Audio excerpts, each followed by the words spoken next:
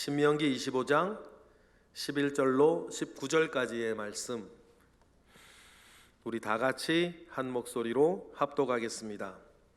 두 사람이 서로 싸울 때에 한 사람의 아내가 그 치는 자의 손에서 그의 남편을 구하려 하여 가까이 가서 손을 벌려 그 사람의 음낭을 잡거든 너는 그 여인의 손을 찍어버릴 것이고 내 눈이 그를 불쌍히 여기지 말지니라. 너는 내 주머니에 두 종류의 저울추 곧 큰 것과 작은 것을 넣지 말 것이며 내 집에 두 종류의 돼 곧 큰 것과 작은 것을 두지 말 것이요 오직 온전하고 공정한 저울추를 두며 온전하고 공정한 되를 둘 것이라. 그리하면 내 하나님 여호와께서 내게 주시는 땅에서 내 날이 길리라. 이런 일을 행하는 모든 자, 악을 행하는 모든 자는 내 하나님 여호와께 가증하니라. 너희는 애굽에서 나오는 길에 아말렉이 내게 행한 일을 기억하라. 곧 그들이 너를 길에서 만나 내가 피곤할 때에 내 뒤에 떨어진 약한 자들을 쳤고 하나님을 두려워하지 아니하였느니라. 그러므로 내 하나님 여호와께서 내게 기업으로 주어 차지하게 하시는 땅에서 내 하나님 여호와께서 사방에 있는 모든 적군으로부터 내게 안식을 주실 때에 너는 천하에서 아말렉에 대한 기억을 지워버리라. 너는 잊지 말지니라. 아멘. 신명기를 우리가 지금 묵상하고 있으면서 24장, 25장을 보면 사실상 서로 상관없는 계명들 하나하나를 놓고 보면 서로 이어지지 아니하는 상관없어 보이는 계명들이 이렇게 모아져 있어요. 여러 가지 계명들이 나오죠. 그런데 여러분, 제가 율법에 대해서 이야기하실 때 율법 그 자체는 어떤 의미에서 예수 그리스도께서 율법의 마침이 되셨다 그랬으니까 율법 자체가 오늘 우리에게 어떻게 지켜지냐의 여부가 그렇게 중요하지는 않아요. 우리가 가늠한 여인을 돌로 쳐 죽일 수도 없는 것이고, 그죠? 무당이나 점수라는 자를 끌어다가 불에 우리가 돌로 쳐 죽일 수도 없는 거, 우리가 지금 그런 사회가 아니니까. 그러면 말씀대로 그걸 지켜야 되는데 이거 어떻게 되는 거냐, 이게 어떻게 그런 생각들이 가끔 지나간단 말이에요. 그러나 여러분, 예수님께서 율법의 마침이 되셨다라고 하는 말씀을 기억하셔야 돼요.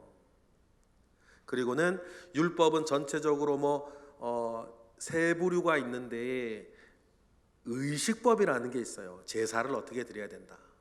우리가 지금도 제사를 드릴 때 양을 잡아 드리지 않고 소를 잡아 드리지 않잖아요.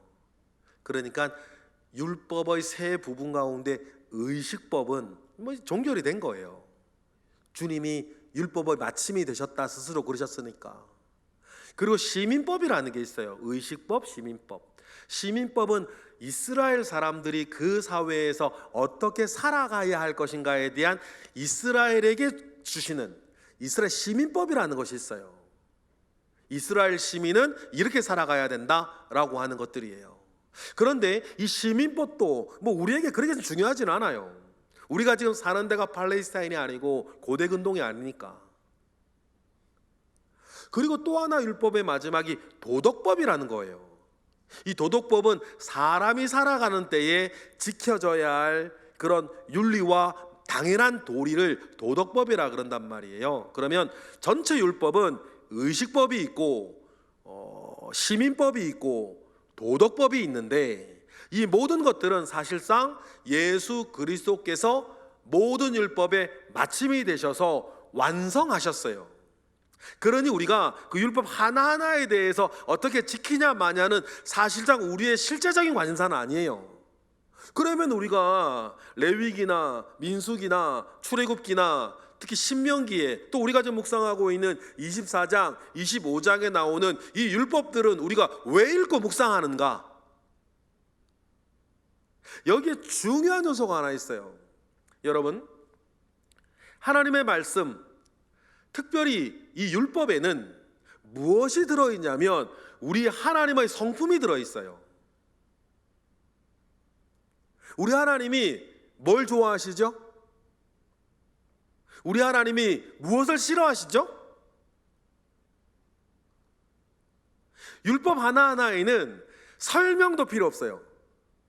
우리 하나님이 무엇을 좋아하시는 분이시고 우리 하나님이 무엇을 싫어하시는 분이신가를 너무나도 쉽게, 너무나도 분명하게 우리에게 알려주고 있는 것이 율법들이에요. 그래서 여러분, 이르는 이 율법들을 보면서 지금 우리가 당장에 이 율법을 지키냐 마냐보다 더 중요한 게 뭐냐면 근원적으로 율법에 나와 있는 하나님의 성품을 보는 거예요. 우리 하나님은 어떤 분이시구나. 그러면 여러분, 아는 것으로 그치는 것이 아니죠. 우리 하나님은 이런 성품을 가지고 계시는 분이시고 이런 성품을 가진 하나님께서 이 땅에 있는 자기의 사람들도 이런 성품을 가지고 살아가기를 원하시는구나. 좀 더 근원적인 부분에서 우리는 율법을 이루어내어야 할 사람들인 거예요. 우리가 사람을 보아도 말이죠, 대부분 결혼하신 분들이니까 배우자 있잖아요. 남편, 아내 있습니다. 여러분, 맨 처음엔 그냥 잘생기고 이쁘고 능력 있고 괜찮은 사람인 것 같아서 결혼하셨잖아요. 아닌데 결혼하셨나? 그죠? 속으셨나요? 다 속으면 사는 거니까 괜찮은데, 그런데요, 괜찮은 사람인 것 같아 결혼했어요. 그리고 이제 결혼 생활이 열리면 정말 그 사람에게 대해서 알아가는 시간들이 열려요. 아주 사소한 것도 알게 되죠. 어떤 성격이지? 무엇을 좋아하는구나. 무엇을 싫어하는구나. 이건 부담스러워하는구나. 이건 되게 말은 안 해도 하고 싶어 하는구나. 그래서요, 어떤 분 얘기 지금도 기억나요. 집에 딱 들어갔는데 남편 앉아있는 등의 각도를 보면 기분으로 안 돼. 얼마나 그 사람을 잘 알면 한마디도 안 했는데 집에 딱 들어갔는데 공기를 알겠고 그 집의 공기를 알겠고, 그 권사님 그런 얘기 하셨어요. 앉아있는 자기 남편 등 각도를 보면 기분을 안다는 거야. 그렇게 알아가는 거예요. 그죠? 이건 뭐 몇십 년 함께 삶아떼고 살아간 사람이나 아는 거지. 여러분은 제가 앉아있는 등의 각도 보고 제 기분 아시겠어요? 그거는 정말 수십 년 함께 살아온 남편이나 아내는 아는 거 아닙니까? 그런데요, 사람 아는 것도 그런데 우리 하나님 어떤 분이실까? 하나님에 대한 거 말고 하나님 홍해를 가르시고 광야를 하시고 뭐 하나님이 하신 그 대한 일 말고 말이에요. 우리가 이순신 장군을 알지만 이순신 장군을 아는 게 아니라 이순신 장군에 대해서 아는 거 아닙니까? 그냥 어떤 일을 하셨고 이렇게. 그런데 우리 하나님을 알 때에도 하나님에 대해서 아는 건 우리가 믿음을 가지게 하기 위한 근거지 그 자체가 능력은 아니에요. 중요한 건 뭐예요? 하나님에 대해서 아는 게 아니라 하나님 그분을 아는 거 아닙니까? 무엇을 좋아하시고 무엇을 싫어하시고 그분은 어떤 성품을 가지고 계시며 우리가 어떻게 하기를 원하시고, 하나님을 우리가 알아나가는 것이 너무나 중요해요. 저나 여러분이나 교회 생활 1, 2년 한 것도 아니고 딱 봐도 지금 교회 생활 제일 짧게 하신 분이 40년이네.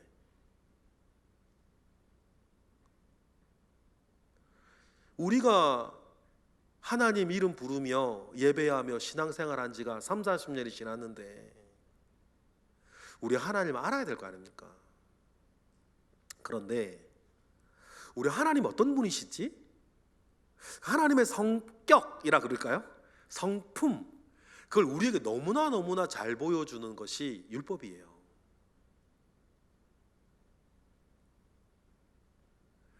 그리고 우리가 좀 줄여서 신명기 24장 25장에 서로 상관없어 보이는 여러 율법들이 여러 개 막 나와요.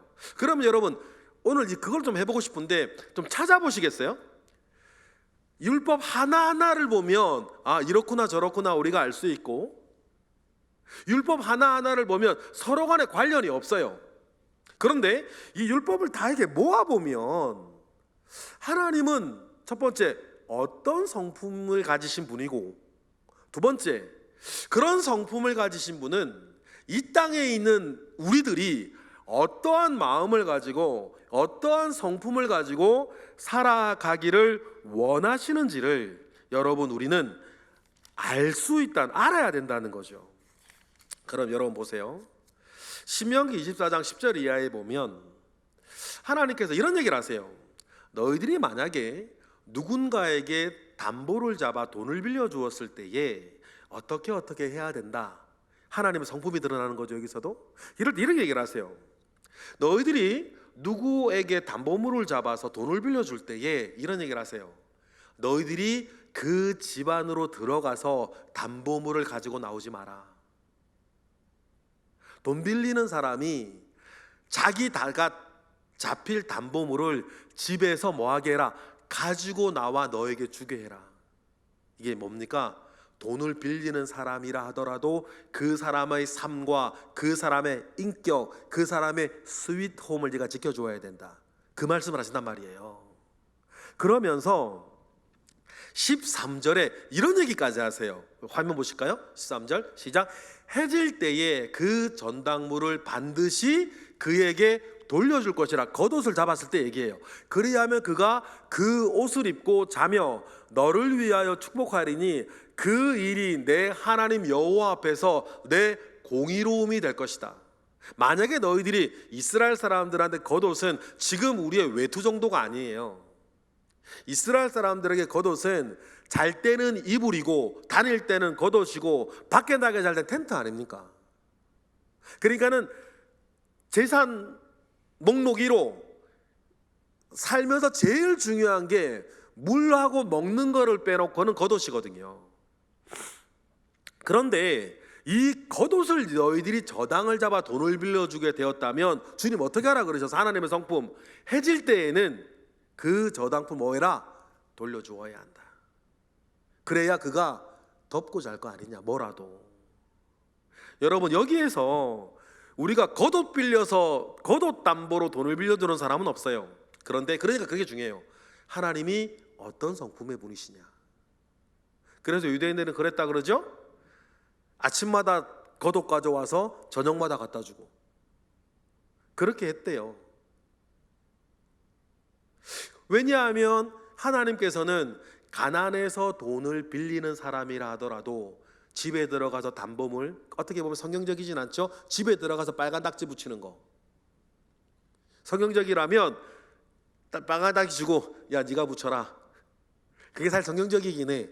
그러나 우리나라 사회가 전체가 성경대로 살려고 하는 사람들로 모여있는 사회가 아니니까 우리가 그렇게 하진 않아요. 그렇지만 만약 성경대로 집에 들어가 빨간 닥지를 붙여야 한다면 집주인에게 주고 네가 붙이라고 얘기하는 거예요.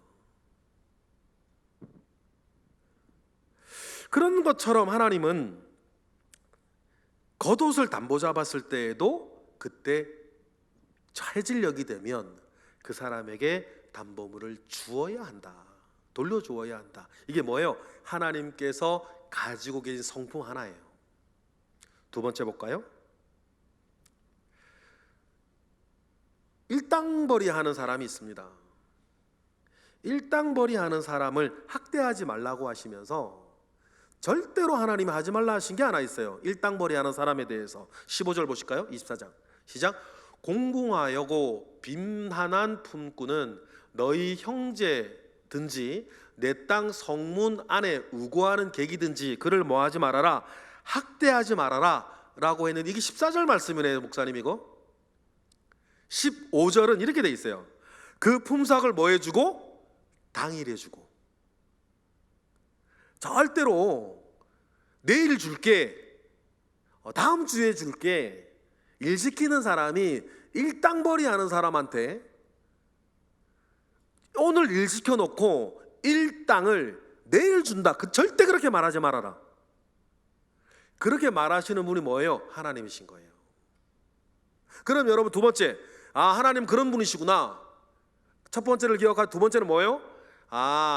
하루 벌어 하루 먹는 사람들에게 절대로 그가 그달 받아야 될 일당을, 그달 주어야 할 월급을 절대 뭐하지 말아라, 미루지 마라 말씀하시는 거예요. 하나님은 사람들의 생명과 사람들의 삶은 최소한 지켜주어야 한다는 것을 주님은 알고 계세요.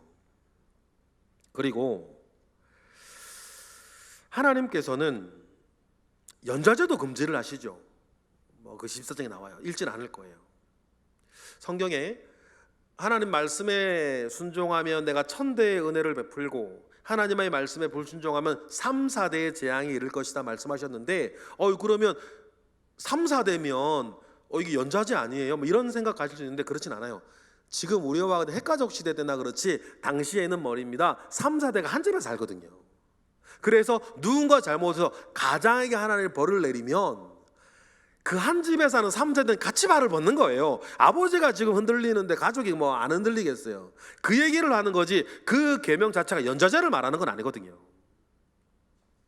연좌제 금지를 하시면서 하나님께서 또 다른 계명 가운데에 17절에 이렇게 얘기를 하시죠. 이런 말씀 되게 성경에 많이 나와요. 시작. 너는 객이나 고아의 송사를 억울하게 하지 말며 과부의 옷은 뭐하지 말아라, 저당 잡지도 말아라. 과부와 고아와 객, 나그네는 이스라엘 사회 전체에서 가장 약자였어요. 여러분, 약자가 누구냐? 이런 사람이에요. 여러분들이 툭 밀쳐도 여러분에게 아무 말 하지 못하는 사람들이 있습니까? 여러분들이 한번 너 왜 얘기하면 거기에 그냥 대꾸 잘 못하는 사람들이 있으세요? 그 사람들이요, 여러분의 고아와 객과 과부인 거예요. 나이 여하를 막론해서, 지위 고하를 막론해서, 물질의 다소를 막론해서 여러분들이 막 뭐라고 했을 때 여러분에게 대응하지 못하는 사람들이 고아와 객과 과부라고요. 그런데 주님 뭐라 그러세요? 그들은 보호하라는 얘기를 하시는 거예요. 그래서 여러분이 얼마나 공의로운 사람인지를 알 수 있는 가장 쉬운 방법이 있습니다.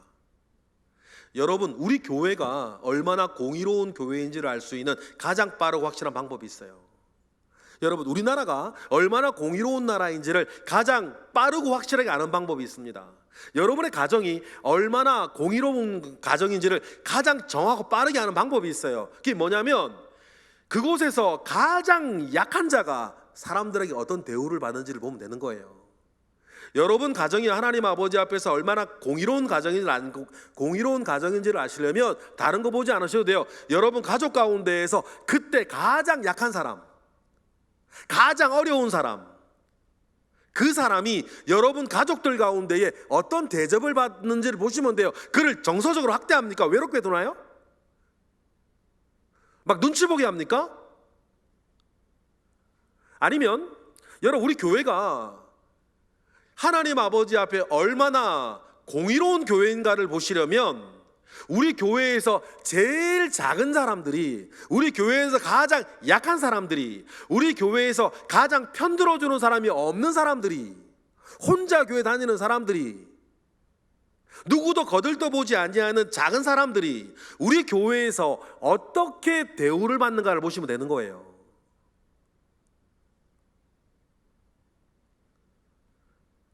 그걸 보시면 돼요.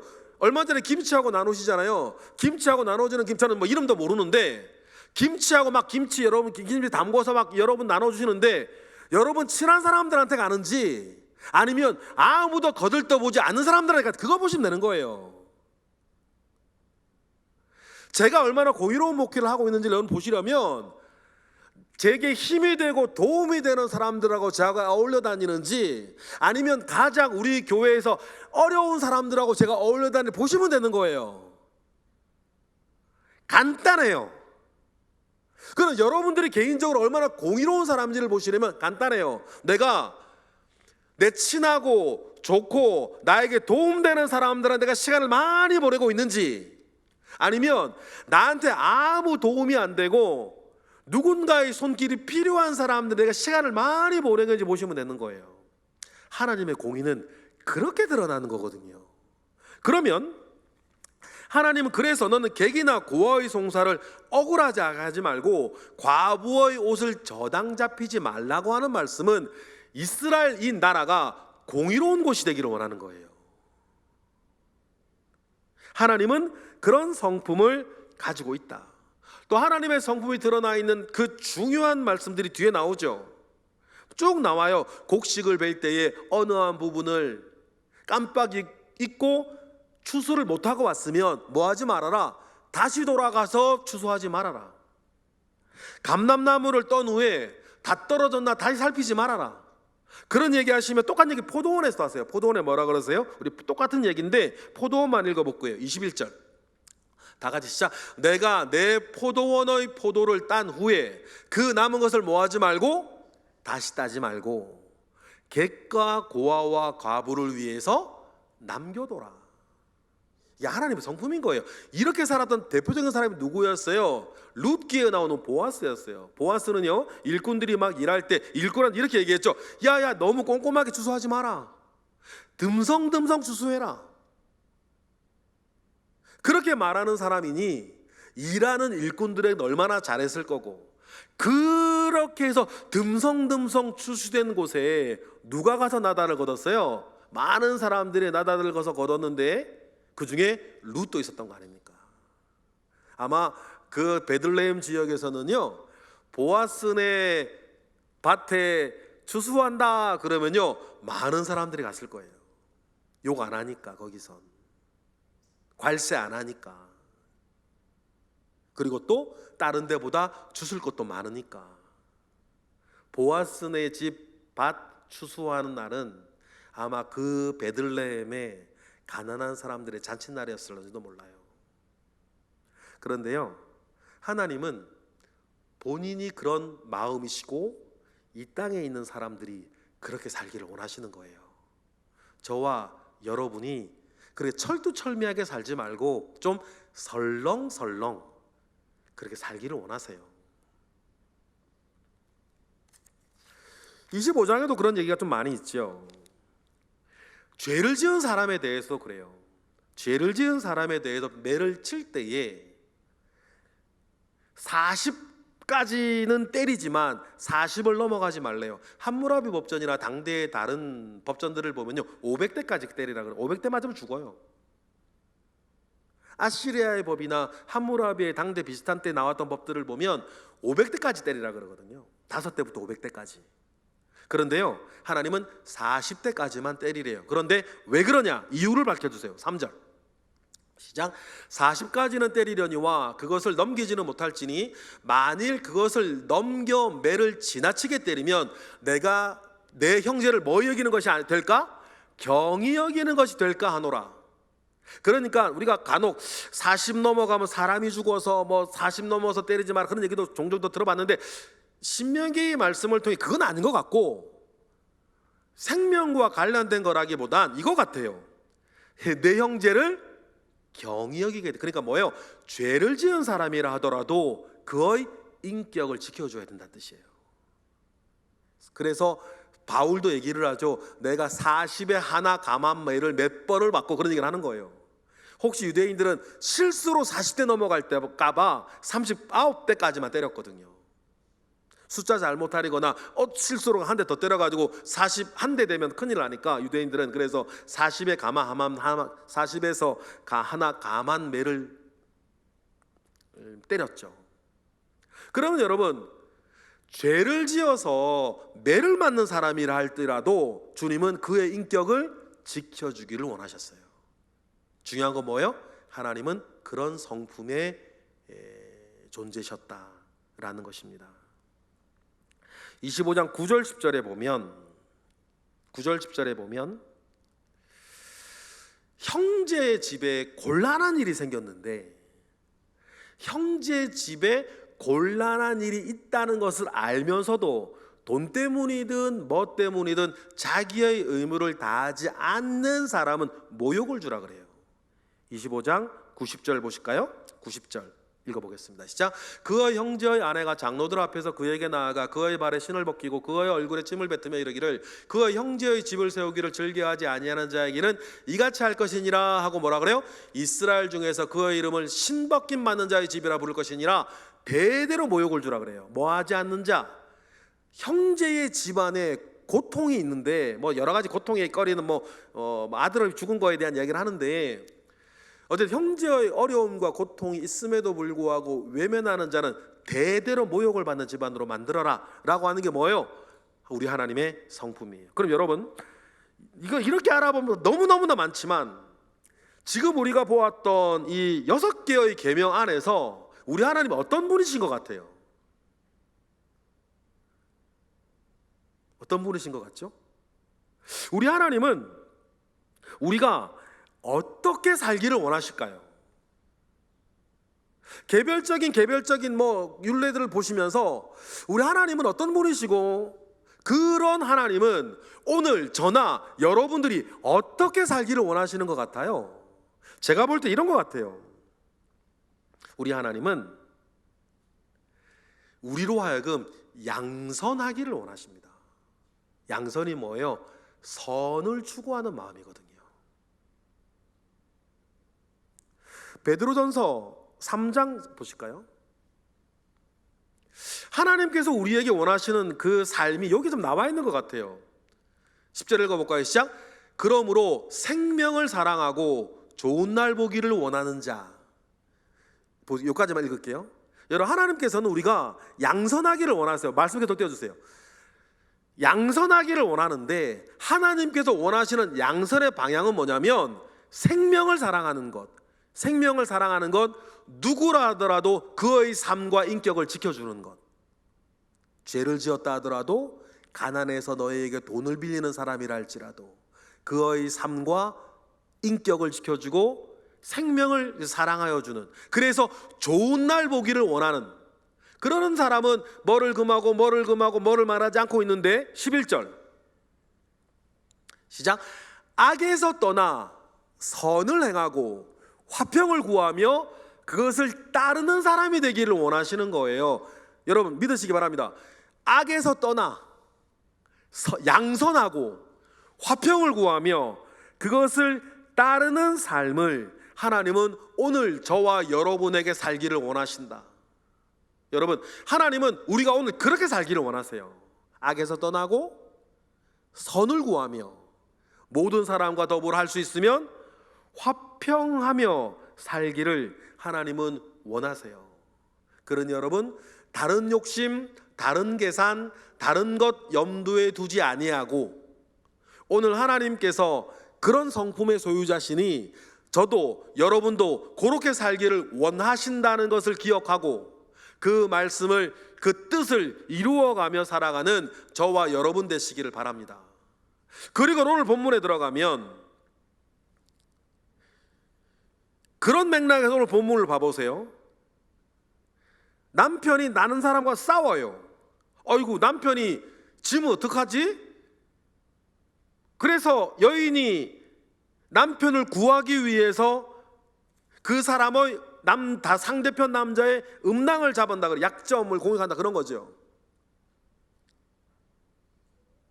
그렇는데 남편을 구하기 위해서 상대의 음낭을 잡아 약점을 공격하고 그를 모욕하고 인격을 모독하는 일들에 대해서 하나님께서 좀 과하다 싶을 정도의 벌을 내리시는 이유도 이런 맥락에서 우리가 이해가 되는 거예요. 그런 여자는 어떻게 하라 그럽니까? 오늘 보면 12절 읽어보실까요? 시작. 너는 그 여인의 손을 찍어버릴 것이요 내 눈이 그를 불쌍히 여기지 말아라. 그런 여인이라고 한다면 손을 찍어버리라고 얘기를 하세요. 이 손을 찍어버린다라고 하는 말이 무슨 말일까 여러 논의가 있는데, 탈무드에는 그 잡은 손값을 성소에 내라 이렇게 완곡하게 해석하기도 해요. 그런데 그 정도 같지는 않고, 손을 찍어버리라라고 하는 것은, 그 뒤에 불쌍히 여기지 말라라고 하는 것은 정말 이대로 하라고 하시는 것 같아요.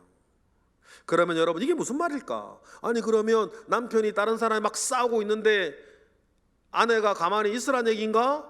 뭐 돕기도 해야겠죠. 그러나 여러분, 음낭을 잡아, 손을 벌려 그 음낭을 잡아 당기고 공격하고 하는 그 일들은 그 남자에게 매우 매우 고통스러운 일일 뿐만 아니라 인격을 무참하게 밟아버리는 일이니까 그건 하지 말라고 하는 거예요. 여러분, 로마서에 보면 이런 얘기가 나옵니다. 로마서 12장 3절. 복수도 마찬가지, 뭐든지 마찬가지인데요. 이거 읽어보실게요. 시작. 내게 주신 은혜로 말미암아 너희 각 사람에게 말하노니, 우리가 신명기 25장을 읽고 있으니까 복수나 어떤 싸울 때에도 마찬가지. 어떻게 하라는 거예요? 마땅히 생각할 그 이상의 생각을 품지 말고 오직 하나님께서 각 사람에게 나누어 주신 믿음의 분량대로 지혜롭게 모든 삶 영역을 생각하는데, 심지어는 싸울 때도, 여러분 복수하고 싶을 때도 뭐를 넘지 말라는 거예요? 어느 정도를 넘지 말라고 하는 거예요. 여러분 꼭 그러셨으면 좋겠어요. 심지어는 싸울 때에도, 제가 이런 얘기 종종 드리는데요, 부부로 지금 몇십 년 사셨잖아요. 위기들이 있으셨죠. 위기들이 분명히 있었거든요. 그런데 그 위기가 파국으로 가지 않고 그나마 지켜질 수 있었던 것은요, 여러분이 어느 한 시점에서는 더 이상 말하지 않으셨기 때문이에요. 더 할 수 있었어요. 막 내 기분에 따라, 생각에 따라 막 더 쏘아붙이고 몰아붙일 수 있었는데, 여러분 느끼셨죠?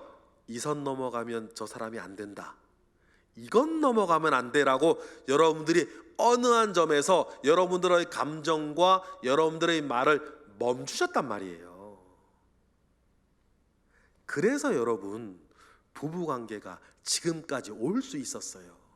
그래도 희망을 가질 수 있었던 것이죠. 뭐요? 생각할 그 이상의 생각을 품지 않는 거예요. 복수 상황에 대해서도 마찬가지입니다. 싸울 때도 마찬가지예요. 로마서 12장 9절 볼까요? 시작. 이건가요? 그러니까 모든 면에서 사랑에는 거짓이 없고 악을 미워하고 선에 속하고 싶어하는 그 마음 가운데 여러분 사시는 그 양선의 마음 가운데에 있기를 원하고, 12장 17절 18절 시작. 아무에게도 악을 악으로 갚지 말고 모든 사람 앞에서 양선하기를 원하시는 하나님의 마음이 있어요. 18절. 할 수 있거든 너희로는 모든 사람과 더불어 그래서 화목하기를. 할 수 있거든. 못하겠으면 여러분 차라리 그 자리에 좀 비켜서시는 게 나아요. 못하겠으면 못하는 거 감당하려고 그러지는 마세요. 할 수 있거든 그랬으니까. 못하시겠으면요 차라리 그 자리에 좀 비키는 게 나아요.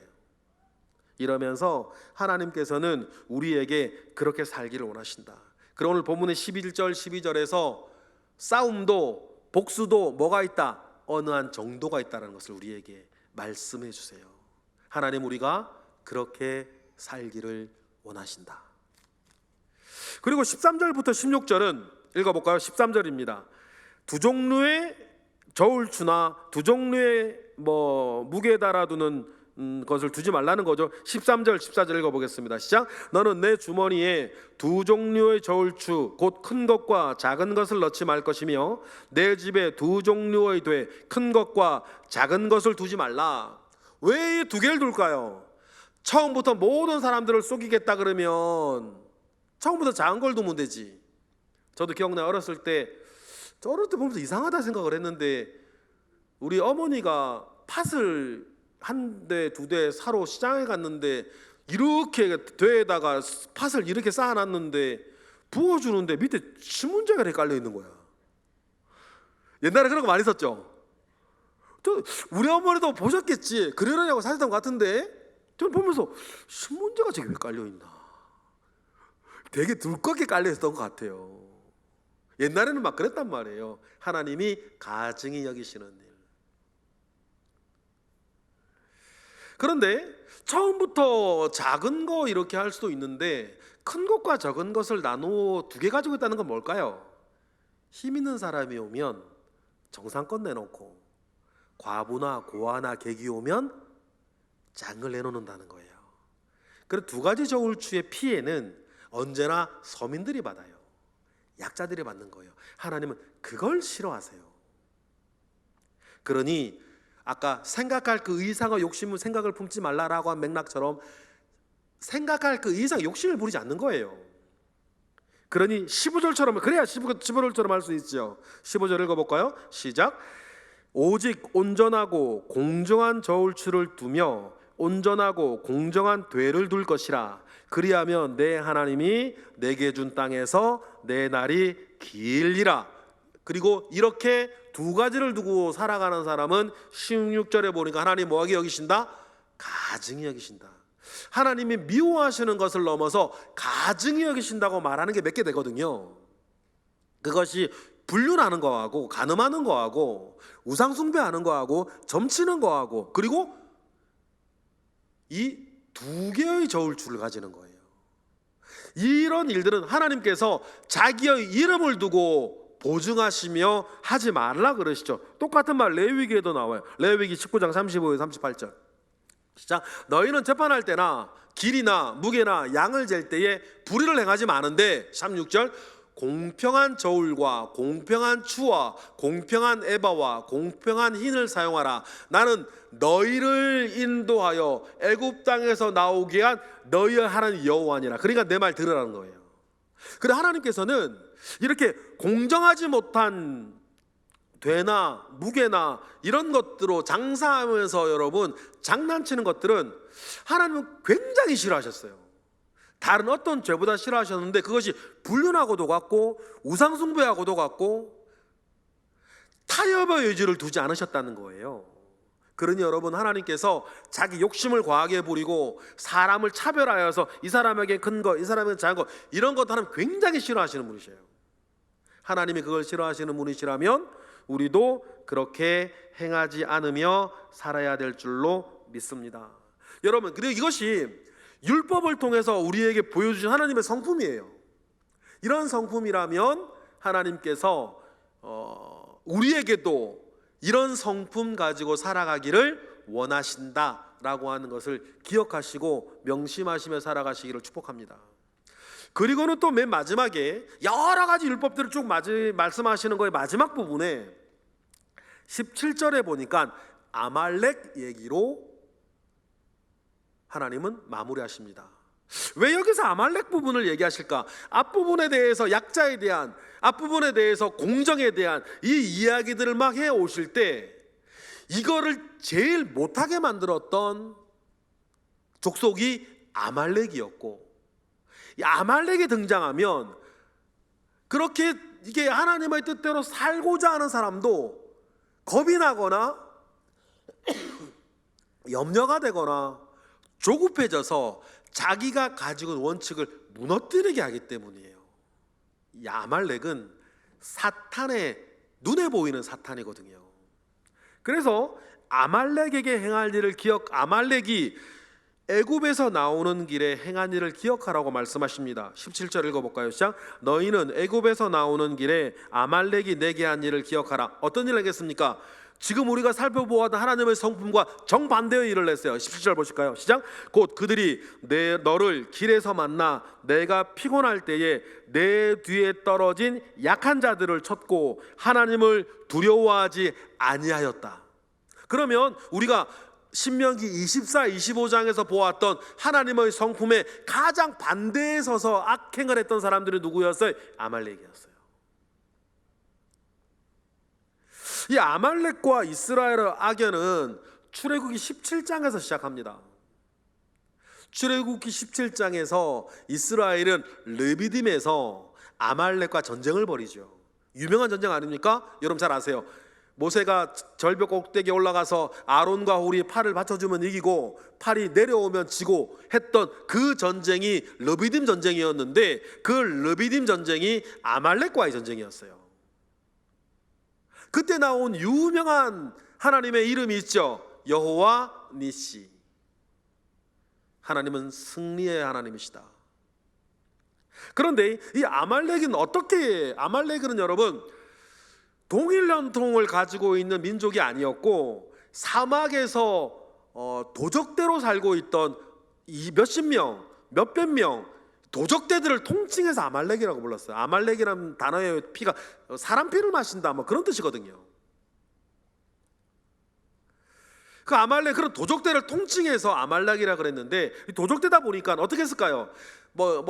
장정만 60만 명에 50만 명 이렇게 사람들이 쭉 갈 때 막 며칠을 길을 가다 보면 체력이 약한 사람들은 뒤로 처지겠죠. 노인들 뒤로 터지겠죠. 애기들 뒤로 터지겠죠. 아픈 사람 뒤로 처지겠죠. 아말렉은 그 뒤로 처진 사람들을 잡아가는 사람들이었어요.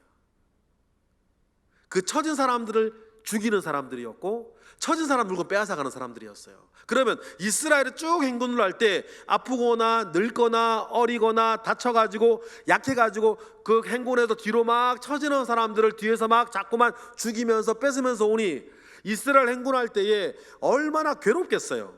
그리고 또 이 약한 자들을 이렇게 잡아 죽이고 이용하고 하는 이런 것들이 하나님께서 이루고자 하는 사회에 대해서 너무 악행하는 일이었죠.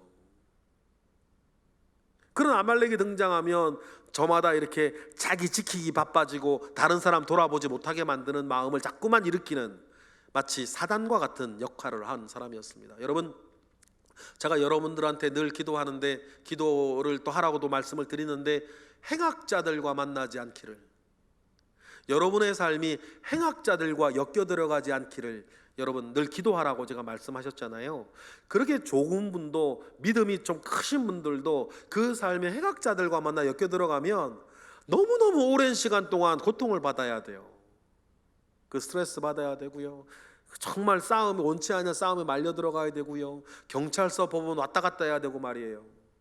그래서 제가 제일 불쌍하고 딱하게 생각하는 사람이 그 행악자가 가족이 있는, 그 행악자가 가족 안에 있는 사람들이에요. 너무너무 어려워요. 어떡하겠어요 그거를. 이스라엘 역사의 대표적인 행악자가 이 아말렉이었습니다. 아말렉과 엮여 들어가면서 이스라엘은 너무너무나 큰 고통을 받았어요. 여러 고통이 있지만 그 대표적인 고통이 뭐예요? 에스더 때의 하만 아닙니까? 이 하만이 아말렉 족속이었거든요. 이 하만이 아각의 자손이라 그랬는데, 나중에 여러분 성경 구약에 보면 아말렉 족속 중에서 아까 제가 50명 몇십 명에서부터 몇백 명에 이르는 그 도적대라 그랬는데, 그 도적대의 두목을 이야기할 때 아각이라는 사람이 나온단 말이에요. 근데 이 하만이 그 아각의 자손이래. 그러니 이 대표적인 이스라엘 행악자, 이스라엘을 대하여서 행악자인 이 아말렉하고 에스더 때에 엮여 들어가면서 말이에요, 이스라엘이 멸절을 당할 뻔하지 않습니까? 늘 그래요. 여러분, 이 아말렉과 같은 행악자들과 여러분 만나지 않기를 기도하시고, 또 여러분의 삶이 이 아말렉과 엮여 들어가지 않도록 기도하셔야 돼요. 왜냐하면 행악자들은 여기 명찰 붙이고 다니잖아요, 그죠? 행악자들이 명찰 붙이고 다니잖아요. 그럼 얼마나 좋아하셔. 이 행악자들은 특징이 있더라고요. 그 상황과 그 사람을 너무 잘 이용해. 맨 처음에는 정말 너무 좋게 다가오는 거예요. 뭐 다 해줄 것처럼 말이에요. 그런데 알고 보면 그 행악자들 때문에 말이에요, 인생 망치고 가정 깨지고 재산 다 날리고 인격 다 무너지고 어느 한 시간 동안 너무나 큰 환난을 당하는 분들을 너무나 많이 봐요. 그래서 여러분 개인적으로도 행악자들과 만나지 않는 게 너무너무 중요하고, 우리 교회가 행악자들과 이렇게 엮여 들어가지 않는 게 너무너무 중요하고, 여러분 가정도, 여러분 자녀도, 여러분 남편이나 아내나 가족들도 그건 늘 기도하셔야 돼요. 그러니 하나님께서는 또 이 아말렉이 얼마나 하나님께서 그 마음에 정말 진노하셨으면 오늘 19절처럼 말씀하시는 거예요. 19절 읽어볼까요? 시작. 그러므로 내 하나님 여호와께서 내게 기업으로 주어 차지하게 하시는 땅에서 내 하나님 여호와께서 사방에 있는 모든 적군으로부터 내게 안식을 주실 때에 천하에서 아말렉에 대한 기억을 지워버리라. 너는 잊지 말아라. 이렇게 말씀하실 정도였어요. 하나님께서 이렇게 뭐라 그럴까요? 증오하시는 민족이 없었거든요. 그런데 아말렉은 하나님은 이렇게 미워하시고 증오하셨어요. 여러분, 그렇습니다. 오늘 말씀을 우리가 이제 마무리하면서 우리 하나님 어떤 분이신가? 무엇을 좋아하시고 우리에게 무엇을 원하시고 하나님 무엇을 싫어하시고 우리가 어떻게 되지 않기를 원하시는가? 이 신명기 24장 25장에 너무너무 잘 나와 있는 것 같아요. 그러니 여러분, 하나님이 그런 분이시라는 사실은 이 땅을 살아가는 하나님의 사람들도 하나님처럼 살기를 원하신다 라고 하는 마음을 여러분 붙잡으시고, 너무 큰 거, 너무 멀리 있는 거, 너무 대단한 것 여러분 생각하지 마세요. 그냥 오늘 하루하루 내 눈앞에 양선하며 여러분 살아가기로 다짐하시는 우리 모두가 되기를 주님의 이름으로 축복합니다. 기도하겠습니다. 할렐루야. 하나님, 감사와 영광을 올려드립니다. 크신 은혜 가운데에 우리와 함께 하시며 크신 능력 가운데에 우리와 함께 하시옵소서. 하나님 아버지로부터 말미암아 오는 선한 은혜와 능력이 있습니다. 오늘 하나님께서 우리에게 보여주신 것처럼 하나님, 우리도 하나님 아버지 앞에 하나님처럼 하나님 아버지의 마음을 담아 살아가는 우리 모든 예배자들 되게 하옵소서. 예수 그리스도의 이름으로 기도드렸나이다. 아멘.